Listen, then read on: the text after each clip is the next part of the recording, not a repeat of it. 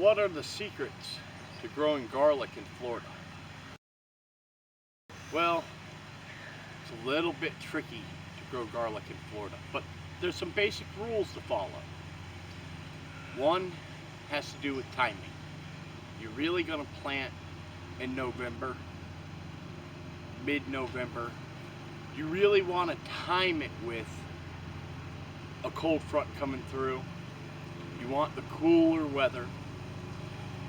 Another trick that you need to do, and this is a must, is when you get your garlic, you need to put it in the fridge 6 to 9 weeks.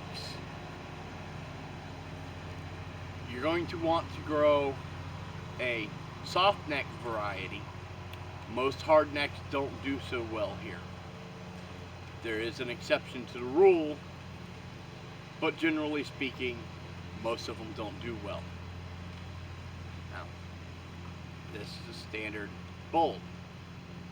You're going to break these up, you're going to plant them. See, I'm going to go for another hack. I'm not going to grow regular garlic this year.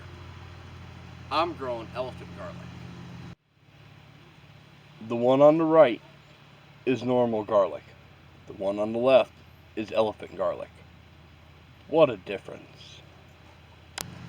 Now, elephant garlic is not a true garlic, but it does phenomenally well in Florida.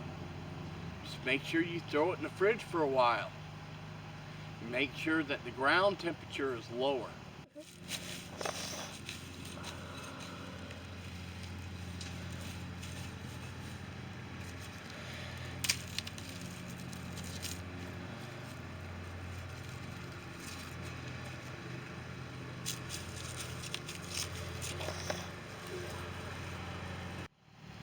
If you plant how we used to traditionally plant in August or September, it just doesn't work anymore.